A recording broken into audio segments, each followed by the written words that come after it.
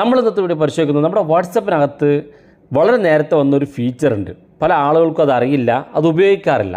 ആ ഫീച്ചറിൻ്റെ ഗുണം മനസ്സിലാക്കി കഴിഞ്ഞാൽ തീർച്ചയായിട്ടും നിങ്ങൾ ആ ഫീച്ചർ വാട്സപ്പ് ഉപയോഗിക്കുമ്പോൾ ഒക്കെ ഉപയോഗിച്ച് നോക്കും. ഏതാണ് ഫീച്ചർ നോക്കാം. വീഡിയോ അവസാനം വരെ കണ്ടു നോക്കുക, തീർച്ചയായിട്ടും ഉപകാരപ്പെടും.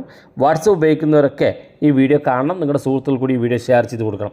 അപ്പോൾ ഞാൻ അതിനുവേണ്ടി ഇവിടെ വാട്സപ്പ് ഓപ്പൺ ചെയ്യാണ്. വാട്സപ്പ് ഓപ്പൺ ചെയ്ത് കഴിഞ്ഞാൽ വാട്സപ്പിൻ്റെ ഏറ്റവും മുകളിൽ നമുക്കൊരു സെർച്ച് ചെയ്യാനുള്ള ഓപ്ഷൻ ഉണ്ട്. ഏറ്റവും മുകളിൽ നമ്മളത് ക്ലിക്ക് ചെയ്ത് കൊടുക്കുക.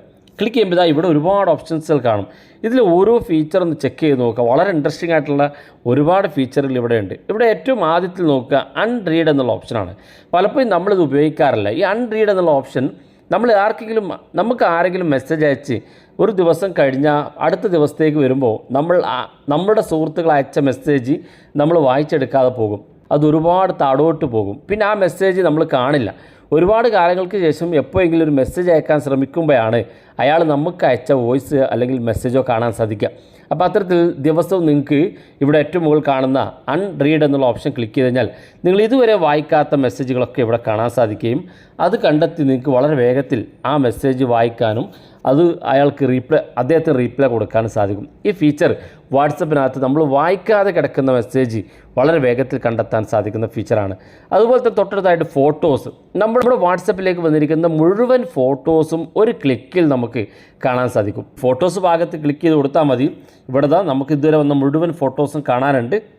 ഇനി നമുക്ക് ഈ ഫോട്ടോകൾ ആരൊക്കെയാണോ അയച്ചിരിക്കുന്നതെന്ന് അറിയണമെന്നുണ്ടെങ്കിൽ വളരെ ഈസി ആയിട്ട് സൗകര്യമുണ്ട്. ഇവിടെ അവസാനത്തിൽ 3 ലൈന് കാണും, അത് ക്ലിക്ക് ചെയ്ത് കൊടുക്കുക. അപ്പോൾ ഇതുപോലൊരു 4 ഡോട്ട്, അപ്പോൾ ഇതുപോലെ ഡോട്ടായിട്ട് മാറും. താഴെ ഭാഗത്തേക്ക് നോക്കുക.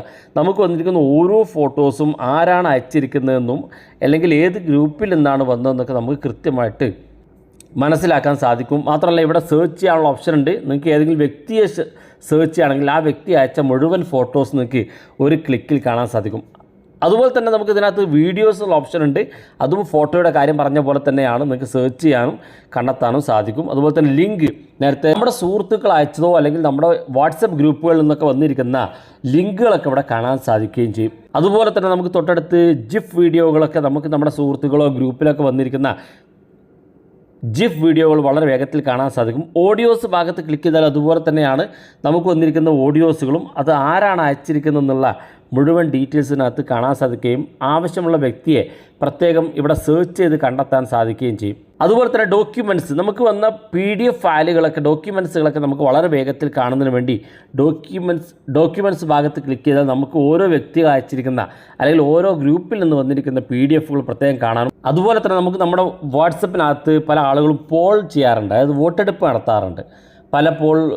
പല കാര്യങ്ങളും പറഞ്ഞിട്ട് നമുക്ക് പോൾ ചെയ്യാറുണ്ട്. ആ പോൾ ഡീറ്റെയിൽസുകൾ അറിയണമെന്നുണ്ടെങ്കിൽ ഇവിടെ പോൾസിനടുത്ത് ക്ലിക്ക് ചെയ്താൽ നിങ്ങൾക്ക് കാണാൻ സാധിക്കും. ഓരോ പോളുകൾ വോട്ടെടുപ്പ് നടത്തുന്ന ഓരോ ഗ്രൂപ്പുകളിലും അല്ലെങ്കിൽ ഓരോ വ്യക്തികളും വോട്ടെടുപ്പ് നടത്തുന്ന ആ ഡീറ്റെയിൽസ് ഇവിടെ കാണാൻ സാധിക്കും.